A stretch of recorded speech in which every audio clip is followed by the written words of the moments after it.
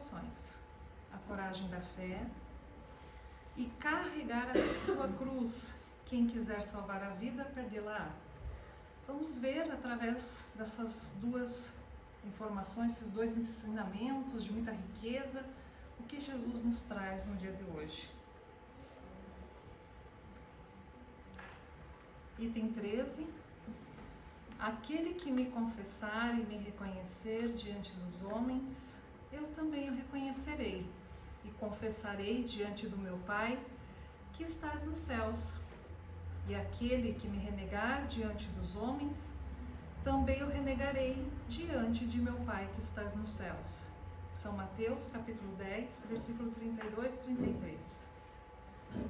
Se alguém se envergonhar de mim e de minhas palavras, o Filho do Homem também dele se envergonhará, quando vier na sua glória e na de seu Pai e dos santos anjos. Lucas, capítulo 9, versículo 26. É interessante que quando nós lemos esse trecho da passagem de Jesus, ele parece até nos dar um conflito de pensamentos, porque nós temos a tendência a levar tudo ao pé da letra, não é mesmo?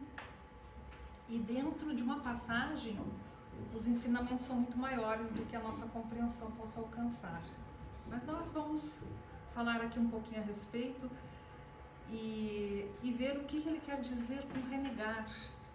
Qual será essa mensagem que tem para nós? Bom, quando falamos em fé, falamos no acreditar. Todo mundo sabe que a fé é acreditar. Eu acredito que eu vou conseguir um emprego, eu acredito que eu vou correr uma maratona, eu acredito que o meu filho, será bem sucedido. Então são crenças que nós criamos no nosso mundo material. Mas quando se trata do mundo espiritual, esta fé é a mesma? Porque acreditar em alguma coisa na matéria é colocar um foco em alguma coisa. Nós temos o objetivo do emprego, nós vamos procurar um emprego, nós vamos ter um mecanismo de ação, nós vamos atrás da oportunidade. E como é que isso se manifesta na fé?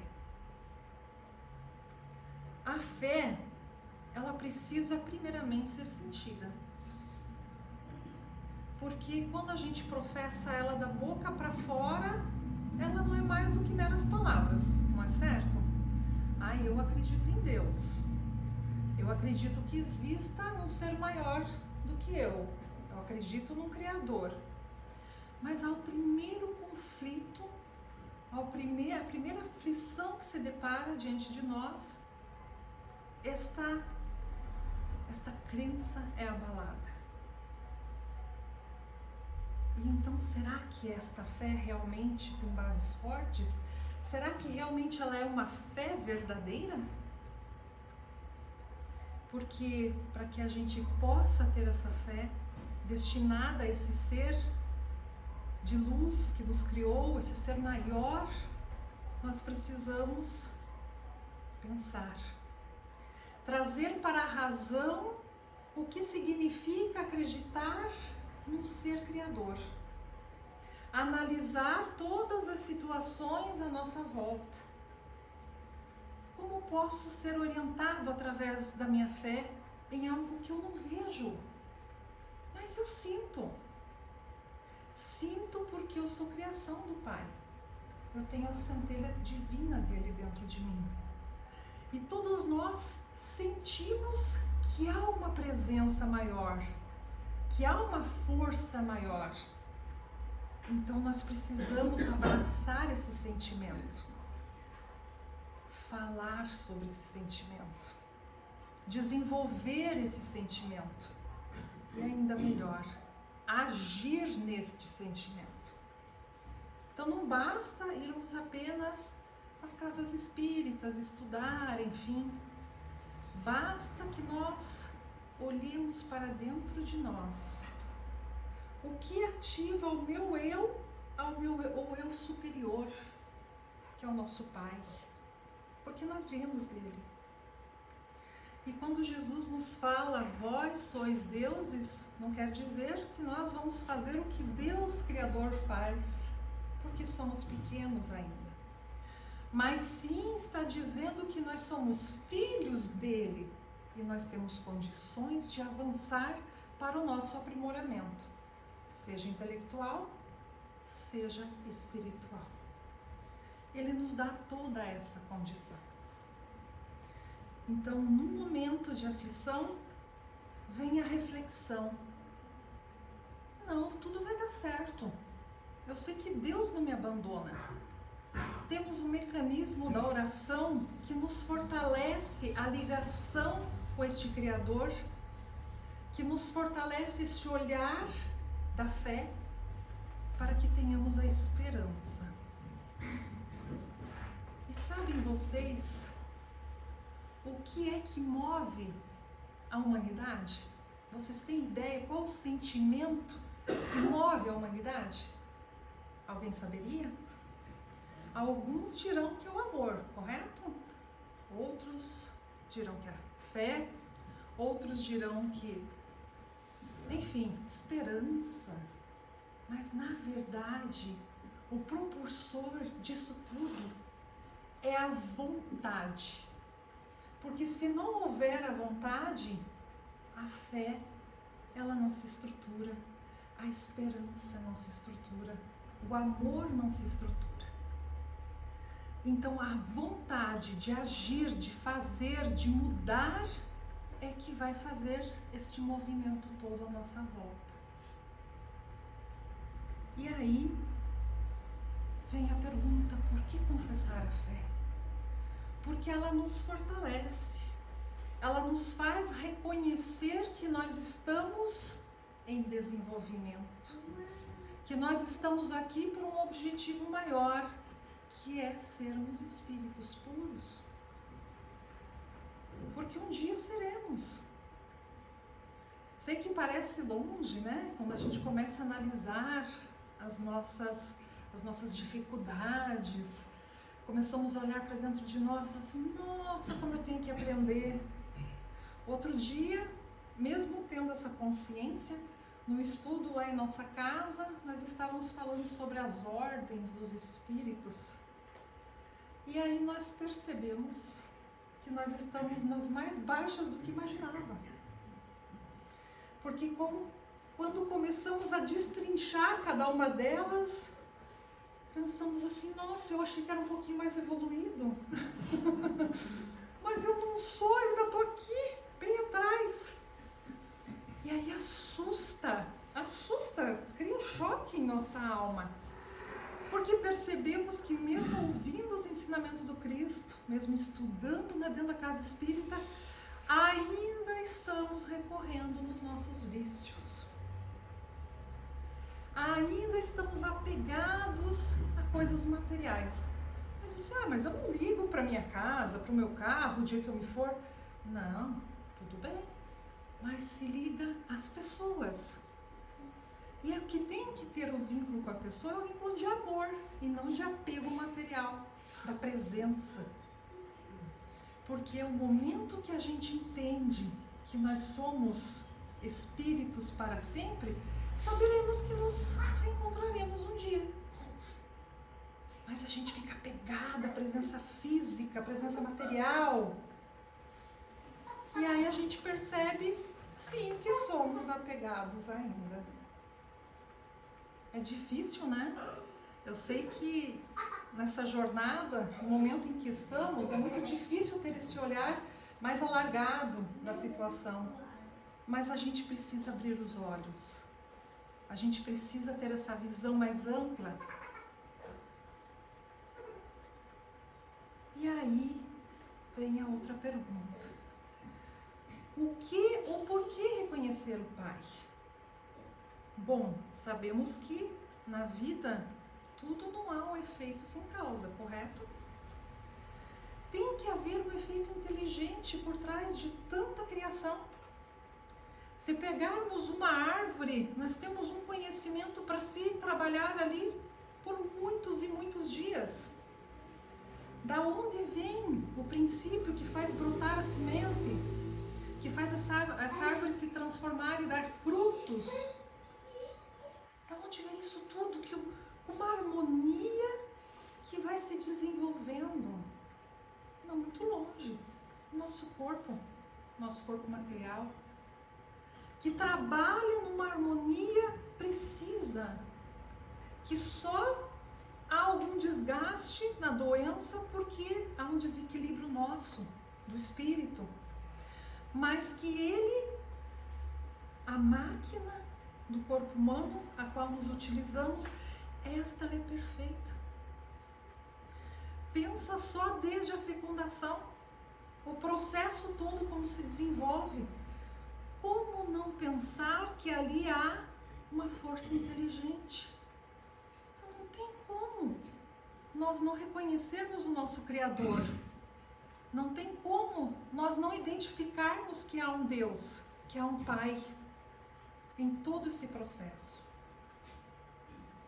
E essas análises também nos colocam a perceber as nossas vibrações. Sim, porque para eu vibrar no bem, estar bem, para eu chegar ao Pai até num processo de oração, nos pede que entremos numa vibração maior, não é verdade? Se de repente alguém fala assim, como a gente fazia como criança, né? O pai e a mãe dizia, reze antes de dormir, chegava lá, Santo Anjo do Senhor, meu Deus guardador. Então assim, era mecânico aquilo, né? Nem sentia, não é? Mas nós adultos temos essa mania. Ai, na pressa, no cansaço, faz correndo uma oração e vai dormir. Mas não estabeleceu o contato. Porque é o nosso momento com o Criador. É o nosso momento, é importante. E nós não percebemos a importância desse contato. Nós não percebemos a amplitude desse momento tão precioso. E sim, podemos estar cansados do dia de trabalho, das ocupações que nos atormentam muitas vezes, mas aquele momento é o nosso momento com Deus. Então não pode ser atropelado ou mecânico. Nós temos sim que acerenar os nossos pensamentos e abrir margem às vibrações para que a gente possa fazer essa ligação completa. Para que a gente possa sentir os fluidos benéficos desse Pai. Para que a gente possa receber e que também a gente possa interagir com Ele. Esse é um momento de troca que é importante para o refazimento do nosso espírito. Porque dormir refazemos o corpo físico. Mas não podemos esquecer que precisamos refazer o nosso corpo fluídico, a nossa consciência, que é essa ligação com o nosso Pai. E aí Jesus fala renegar. Aí pensa, mas renegar quer dizer negar alguma coisa, né? Por que Jesus fala que se eu renegar ao meu Pai, Ele me renegará? Eu estarei só? Eu estarei à própria sorte? É isso que Jesus está dizendo? Não. Ele está dizendo que nós criaremos uma distância nossa com o nosso Pai maior se nós não nos modificarmos através dos ensinamentos que Jesus nos trouxe. Somos nós que vamos criar essa distância. Somos nós que vamos nos afastar. Deus está sempre conosco. Ele não nos renegará, nos abandonará no sentido, né, de abandono, não. Ele só pede que a gente caminhe até Ele com firmeza, com determinação, com vontade. Porque Ele quer que nós sejamos felizes. Mas a felicidade não é deste mundo. E para isso nós temos que caminhar, nós temos que agir nos nossos vícios morais. Para isso nós precisamos fazer mudanças. Então, renegar ao Pai é não cumprir os seus ensinamentos. 2000 anos que foi trazido para nós essa bênção, né, que Jesus nos trouxe, desses ensinamentos, essa cartilha maravilhosa, da qual nós folhamos, mas passa, da qual nós não nos atentamos ainda a pegar ponto a ponto e analisá-la e colocar em prática. Porque enquanto fica o trabalho na mente, só no estudo, não é exercido por completo. Ele quer que nós coloquemos na prática. E ver como a vida material copia, né, o mundo espiritual. Porque quando nós queremos ser um profissional, lá na juventude, vamos às faculdades, nós não vamos fazer uma faculdade e ficar só na teoria, não é fato? Tanto é que até na faculdade nos pedem para fazer o estágio, né? Vamos colocar em prática. Mas a nossa vida espiritual, nós não fazemos o estágio, a gente fica ainda ali, né, remando, temos a teoria, mas não estamos cumprindo o estágio. Não estamos cumprindo o exercício desses conhecimentos. E a gente fica ali, teimando, fica na teimosia. E a maneira que a gente faz isso, nos distanciamos do Pai. Nos distanciamos da felicidade. E aí todo mundo, o que você mais deseja na sua vida? Eu desejo ser feliz. E como é que você vai conquistar a sua felicidade? Aí vem aquelas coisas, se eu conseguir uma casa eu vou ser feliz, um carro eu vou ser feliz. Não. Qual é a felicidade? A verdadeira felicidade, qual é? É a felicidade do espírito. Então, para que eu consiga chegar mais rapidamente, eu vou ter que conquistar cada uma das situações que ainda me doem dentro. Conquistar em que sentido? Em olhar esta dor, em analisar esta dor, remediar esta dor, se preciso for passar ali um álcool, limpar, fazer asepsia, que vai doer muito, mas tem que ser feita, remediá-la e cuidar. E aí o vigiar e orai, que tanto falamos.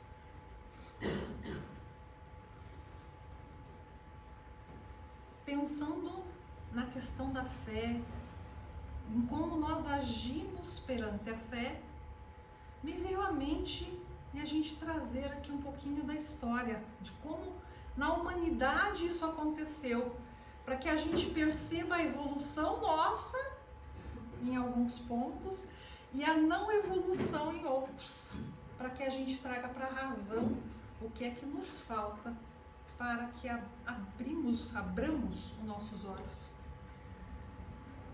E aí vem as fases. Então vamos voltar lá atrás, no mundo primitivo. O homem primitivo, ele tinha o sentimento de Deus, correto? No íntimo dele ele tinha, por mais bruto que ele fosse. Quando veio a chuva forte, ele se assustava, e ali ele percebia que ele tinha algo. Quando vinham os trovões, ele se assustava, e ele percebia ali que tinha algo. Então ele induziu que tinha ali um Deus. Mas ele achou que esse Deus estava na sua ira, porque trazia o trovão, trazia muita água, ou trazia uma seca prolongada. Então ali havia um Deus personificado, ou vários deuses, não é? Aquela ideia politeísta, que o Deus da chuva, o Deus do sol, o Deus do trovão, o Deus... E aí começava a pensar que não poderia provocar a ira deste Deus. Então trazíamos porque nós estávamos lá. Então trazíamos essa realidade deturpada do Deus material, vingativo, porque as nossas mentes ainda eram extremamente ignorantes.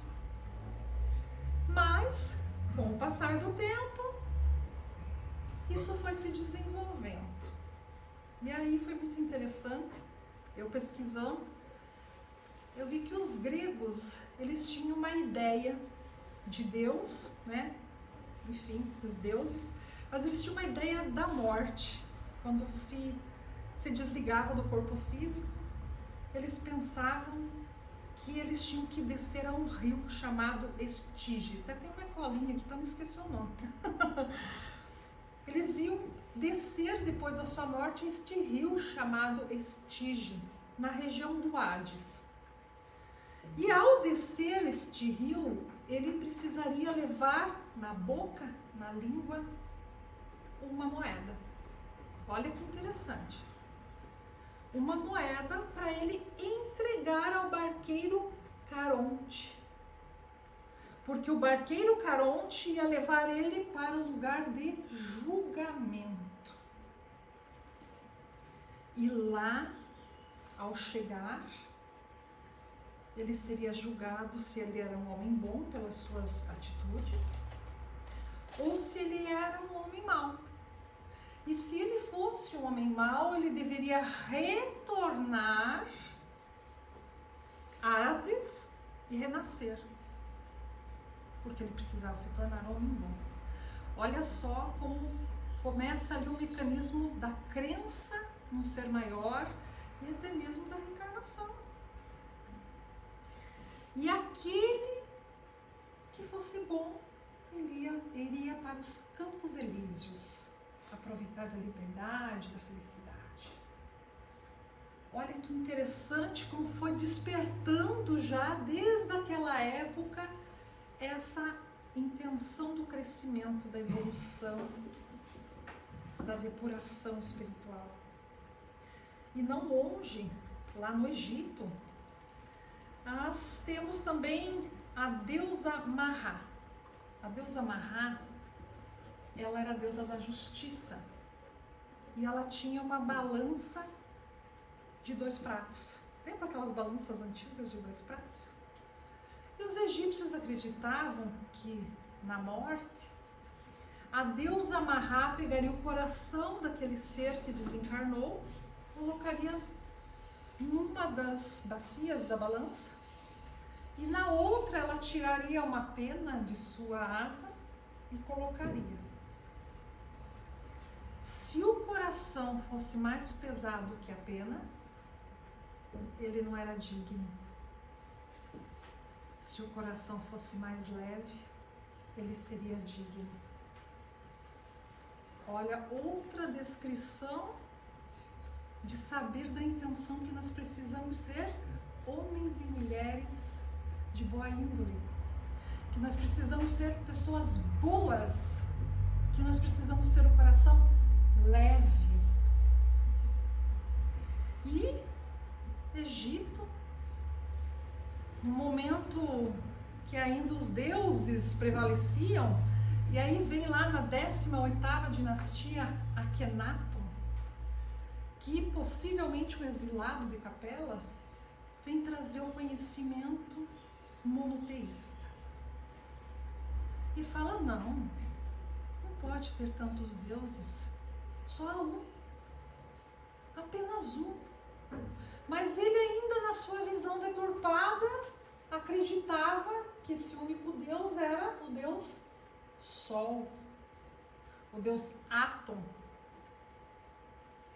Mas ele já quebrava ali essa visão politeísta, trazendo o homem à razão de que havia um Deus.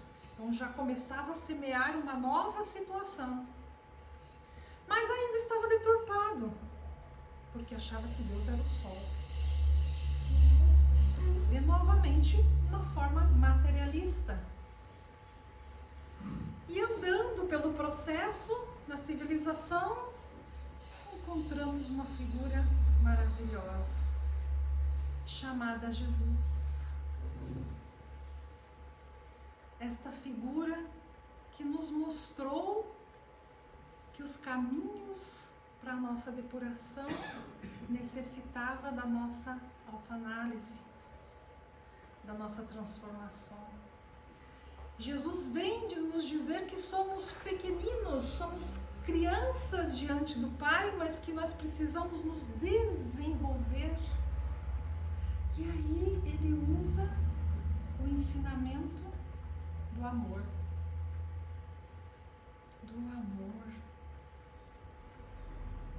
Quando a gente pensa no amor, a gente pensa numa coisa pesada? Não falo daquele amor mundano. Falo do amor fraternal, aquele amor leve, aquele amor que nos convida a raciocinar, a se colocar no lugar do outro. Aquele amor que transcende todas as barreiras da nossa carne, do nosso eu. E ele só diz para nós, é preciso apenas amar. E ainda não aprendemos essa lição maravilhosa. Sei que muitos de vocês devem estar pensando, mas eu amo meus entes queridos, meus filhos, né? É claro, isso já é um desenvolvimento do amor, mas ainda nós estamos muito arraigados ao sentimento de posse, ao sentimento egoísta, porque se alguém de fora da minha família fizer mal a alguém da minha família, eu me volto contra esta pessoa. E aí o sentimento de amor se perde, né? Se deturpa. Porque nós não tomamos consciência que se eu estou em construção, se eu estou em crescimento, o outro também está em crescimento. O outro também está se desenvolvendo. Então o outro vai errar. E eu também vou errar. Eu não sou melhor que o outro não é melhor do que eu, mas juntos, nessa caminhada, nesse processo de conhecimento mútuo, nós vamos crescer. E quando acontecem essas situações, vem ali o exercício do amor que Jesus nos convida. Se pensarmos, Karol Wojtyla, lembra? O Papa João Paulo? Ele sofreu uma agressão física através do menino que desferiu uma bala. E o que ele fez? Ele foi até a prisão assim que se recuperou para dizer que o perdoava. Olha só. Ele sim reconheceu o verdadeiro sentido do ensinamento de amor que o Cristo nos ensina tanto. É fácil perdoar alguém que faz mal pra gente? Eu sei que não é, porque o nosso orgulho, o nosso ego tá ali caminhando junto, presente, resistente. Mas nós temos que ser mais resistentes que o nosso orgulho e que o nosso ego. Porque o orgulho e o ego são chagas, são feridas que se aprofundam na nossa alma e que nos tornam mais doentes.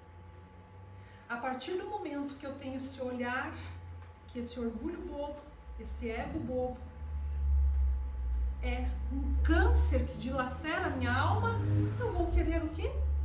Corrigir esse processo. Por que eu ainda continuo alimentando este câncer? Faz mal para mim. O que eu posso fazer para renovar? É me colocar no lugar do outro e pensar, puxa, eu posso estar errado. Se eu colocasse aqui hoje uma estátua, e eu perguntasse para ele o que você vê da estátua, ele faria uma descrição dessa estátua para mim. Se eu perguntasse para ela aqui, ela faria uma outra descrição, porque eles estão vendo de ângulos diferentes. Se eu perguntasse para alguém lá atrás, ia dizer, mas eu estou vendo assim, assim, assim. E eu aqui na minha leitura, eu teria uma outra leitura dessa estátua. Cada um teria uma visão diferente, porque está num momento diferente. Está errado essa leitura? Não. Só está sendo vista por outros ângulos. E ao invés de a gente abraçar essa leitura do todo e trazer como um conhecimento de reflexão para nós batemos de frente. Não, mas você está olhando, está dizendo que o rosto está com o olhar baixo, mas eu não estou, eu estou dizendo que os cabelos estão soltos da estátua. Não, eu não estou vendo o olho. Não, mas existe um olho ali. Não, mas não adianta ficarmos discutindo, porque nós estamos vendo uma parte do processo e o outro está vendo outra parte. E se ao invés de debatermos, nós assimilarmos e pensarmos a respeito de cada uma dessas visões, o nosso campo de construção do conhecimento vai se ampliar. Por isso que não devemos estudar sozinhos em casa. Pegar o livro dos Espíritos e ficar lendo sozinho dentro de casa. Porque eu vou ter aquela visão limitada, minha, única. Quando eu vou aos grupos de estudo, eu tenho ali várias cabeças pensantes. Alguns vão concordar comigo e ver a mesma coisa que eu vejo. Outros vão ter uma visão muito diferente e você diz, nossa, eu não pensei nisso. Por quê? Porque ali havia um conhecimento escondido que o outro percebeu. E aí nós vamos construindo essa bagagem. Então olha como é importante a gente olhar para o outro e aceitar. Começa por aí a aceitação. Baixar as barreiras do orgulho e perceber que não somos únicos e que não detemos a verdade. E aí vem a questão da coragem. Quando falamos de coragem da fé e o preconceito, nós começamos a pensar desde a época de Jesus. Jesus, ele teve em volta dele muito preconceito, para ele expor os ensinamentos do Pai.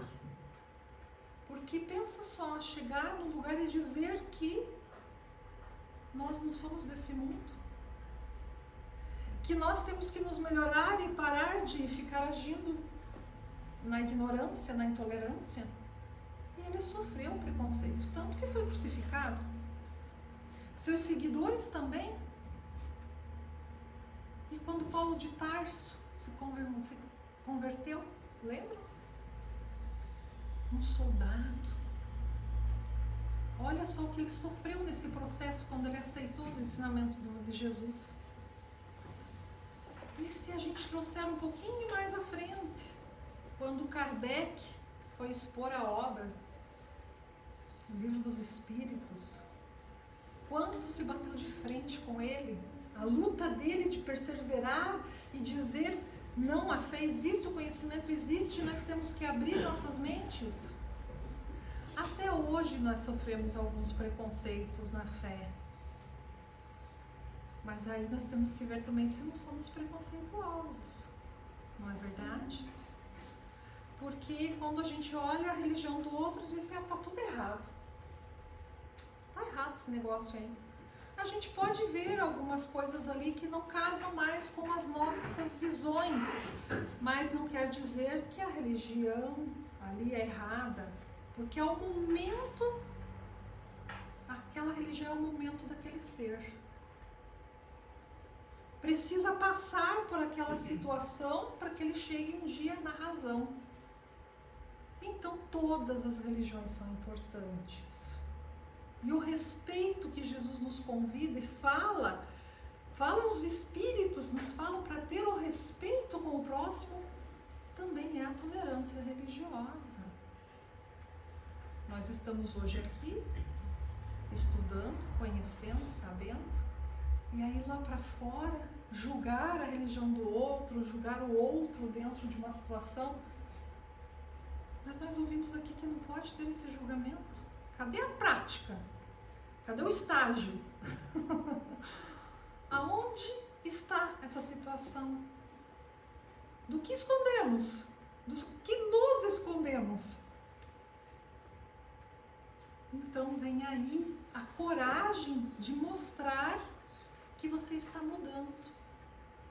E é muito interessante que quando você sai de uma religião para outra, há sempre mudanças, seja ela qual for, não é verdade? E eu lembro que quando eu entrei no Espiritismo, eu vim de uma família católica, Eu sou a única espírita, pelo menos do lado materno. Do lado paterno já tem outros. Então, eu disse assim, nossa, mas você vai mexer com isso, né? Porque não conhecem, né? E a gente tem essa mania de não conhecer, e aí veio o preconceito. Ah, mas vai mexer com o espírito? Ué, mas eu sou um espírito. Ué, você é um espírito? Todos nós somos... Ah, mas não, isso é coisa errada. E eu achei muito interessante que o meu avô, na época, ele falou, nossa, mas você vai mexer com esse negócio? Eu falei, vô, mas o que o senhor pensa que é isso? Ah, eu acho que você vai mexer com coisa errada. Aí eu expliquei pra ele, falei, vamos ver como é que esse negócio vai sair aí, né? Ele falou bem assim, vamos ver. E o que foi interessante, que um pouco antes dele desencarnar, ele falou assim, nossa, quando eu percebi a tua mudança, eu vi que esse negócio de espiritismo é bom, hein? E eu falei assim, ai, que bacana, que bom que eu tô conseguindo mudar, mesmo que seja um pouquinho, né? Então, esse negócio do espiritismo, ele é muito bacana. Ele nos convida mesmo a fazer essa mudança. Só que a gente precisa colocar em prática, né? Desafios da fé. E aí está o desafio. É olhar o que o outro faz errado? Não. É olhar para a gente e fazer aquilo que Santo Agostinho nos convida todos os dias, né? Ele fala, faça reflexão ao deitar à noite, né? Puxa, reflexão, olha o seu dia. O que você fez durante o dia, o que você, como agiu, como sentiu. O que você andou fazendo? Ah, eu tive esse sentimento lá com um colega do trabalho. O que te levou a sentir isso? E ali começa o trabalho. Nossa, mas por que eu senti isso? Nossa, mas por que aconteceu a situação? Eu tenho que policiar, eu tenho que melhorar isso. Eu não podia ter agido dessa forma. E aí vem o processo que nos é um desafio. Lembram lá do álcool na ferida? Da sepsia? É esse processo aí. Evolução do homem no entendimento da fé.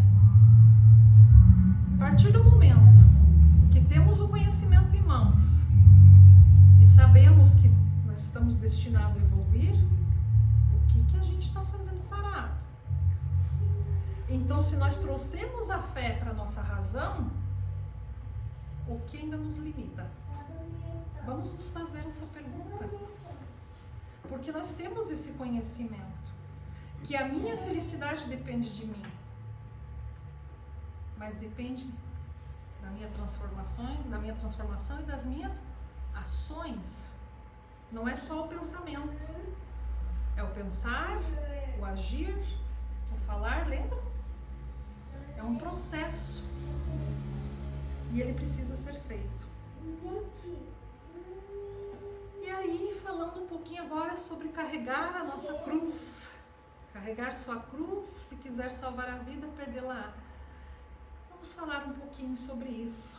Em Lucas, nos fala, benditosos sereis quando os homens vos odiarem e separarem, quando vos tratarem injuriosamente, quando repelirem o mal com o vosso nome por causa do Filho do Homem.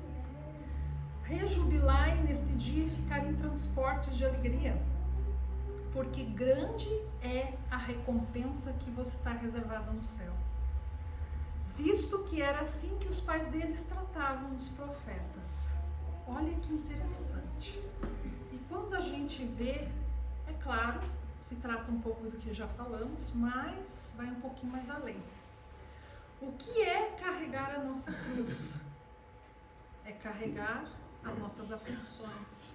Mas nos dias atuais, nós nos deparamos com situações que nos envolvem materialmente, que tem a tendência a querer nos levar pela matéria. Outro dia eu me assustei com uma situação que aconteceu, que a pessoa falou, olha, né, num processo ali de escolha de uma pessoa para trabalhar em nosso condomínio, eu sou síndica lá, ele falou assim, mas falei, não dá para você enxugar um pouquinho esse custo, tá tão alto, tá tão diferente dos outros que apresentaram a proposta. Eu falei, para você ter a oportunidade, seria interessante você baixar um pouco mais o valor, né? Porque aí você se iguala aos demais e você vai ter a oportunidade de mostrar seu trabalho. E aí, infelizmente, ele disse, mas não se preocupe, a tua comissão já está inclusa. Se é isso que é a tua preocupação, eu não posso enxugar, porque se eu for enxugar, você não vai ter a tua comissão. Aí eu me choquei na hora. Comissão? Que comissão? A comissão de síndico. Existe isso? Existe. Eu falei, no meu mundo não tem. Por que eu falo isso? Porque isso já está normal no meio. As pessoas levam comissões por coisas que não são devidas. E quando ele me disse isso, eu me senti de uma certa forma até agredida, né? No sentido assim, de vibração mesmo. Eu falei, nossa, muda esse seu pensamento. Eu falei para ele, não faça isso mais. Tire essas comissões aí que você coloca. Converse com os síndicos e diga que isso não é certo. Mas é só você que pensa assim. Eu falei, então, vocês percebem como a massa quer nos conduzir? E aí nós temos que dizer não a isso, porque isso é material. Vantagens em cima dos outros. Olha que coisa pesada. Mas é só uma comissãozinha. Não, gente. Não é só uma comissão. Não tenho dinheiro para ter TV a cabo, mas eu tô louco para assistir uns filmes lá no Telecine. HBO, chutando aqui. Não tenho dinheiro. Vou lá e pego e faço um gato. Ai, gente. Então vocês veem como a gente vai com a onda? Não pode. A gente diz, não, se eu não tenho dinheiro, eu não vou assistir Telecine, não vou assistir HBO. Vou me contentar com os filminhos lá do YouTube, né? É isso. A gente não pode se misturar com esta onda. A gente tem que sair disso e ainda dar o exemplo para os nossos filhos e até mesmo na sociedade. Temos que acabar com esses modismos, com essa visão deturpada que aí está. E muitas coisas. Então a gente precisa reconhecer isso. Reconhecer em nós que nós não podemos nos movimentar desta forma tão pesada. E nos libertar. Perdão. No item 18, chamando para perto de si o povo e os discípulos, disse-lhes: se alguém quiser vir nas minhas pegadas, renuncie a si mesmo. Tome a cruz e siga-me. Portanto, aquele que se quiser salvar de si mesmo, perdê-la-á. Olhando assim, parece que não faz sentido, né? A gente vai já falar sobre isso. E aquele que se perder por amor a mim e do Evangelho se salvará. Com efeito, que serviria ao homem de ganhar o mundo e perder-se a si mesmo. E aí a gente começa a abrir o nosso pensamento nessa última frase. Ele está falando que quando nós nos entregamos a esse mundo material, nós nos perdemos. E quando a gente segue os passos do Cristo, nós nos encontramos. É uma renúncia interna nossa, que precisa ser feita. E aí, quando penso em renúncia, eu trouxe 2 grandes exemplos aqui dentro do Espiritismo, porque tem muitos outros.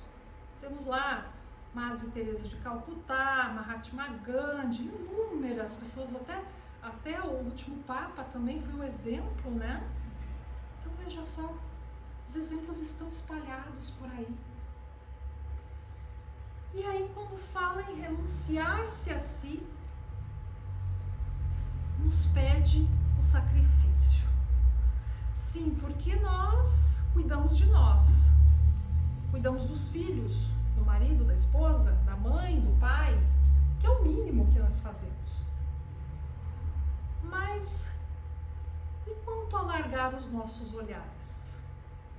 olhar um pouco mais além, nos dedicar àquele que tanto precisa em nossa sociedade. Chico e Divaldo são grandes exemplos disso. É de sair do nosso mundinho e começar a trabalhar em larga escala. Olhar mais para frente, ao nosso próximo mais distante. Ter uma atitude que fará diferença na sociedade, sim, porque se nós estamos inseridos nela, é porque nós temos ali também um dever. Nós temos ali também uma missão. Não é só cuidar do nosso mundinho. Precisa se ampliar. Para que o progresso da humanidade caminhe, nós precisamos nos envolver. Eu, fim de semana, estou cansado, quero descansar, quero dormir. Mas será que não dá para tirar uma horinha da semana para ir, de repente, numa casa de repouso, visitar os idosos? Será que não tem uma horinha ali para se dedicar, de repente até na casa espírita, evangelizando as crianças? Ou até mesmo, interagindo com as pessoas? Será que não temos ali uma horinha para nos dedicar àquela família que mora no nosso bairro e que é tão carente e que às vezes precisam apenas de uma conversa fraterna? Será que não temos, de repente, mais horas do dia que fica ali ocioso e que nós possamos dedicar a alguém? Porque quando a gente faz esse exercício, a gente aprende muito mais. A gente vê a dificuldade do outro e a gente começa a trabalhar essas dificuldades em nós. A gente percebe no outro que a dificuldade dele é maior e a gente começa a ser até mais grato. Mas a gente precisa ampliar os nossos olhos. Não podemos ficar apenas no nosso mundinho. E é isso que nos convida. E aí precisamos ter o ato de abnegação. Negar um pouquinho do nosso eu e nos doar ao outro. O que eu posso fazer para arrumar essa situação? Não é só nos momentos em que há uma catástrofe, como houve a enchente. Não é só nesses momentos que a gente tem que se mexer. Precisamos estar em constante movimento no bem ao próximo. Somos todos uma grande família. E aí também nós teremos um ensinamento que vai abrir as nossas mentes, o nosso olhar, e vai perceber que nós somos muito menor do que pensamos, porém, a pequena engrenagem faz diferença dentro de uma máquina, não faz? Porque se a gente arrancar ela de lá, ela vai funcionar? Não. Então, precisamos estar em movimento. E fechando o nosso raciocínio dessa manhã, Emmanuel nos fala, no Caminho, Verdade e Vida, que o conforto espiritual não é como o pão do mundo, que passa mecanicamente de mão em mão para saciar a fome do corpo, mas sim como o sol que é o mesmo para todos, penetrando, porém, somente os lugares onde não haja feito reduto fechado para as sombras. Então não fechemos os nossos corações. Vamos abrir os nossos corações para o ensinamento do Cristo. Vamos abrir os nossos corações para o nosso próximo.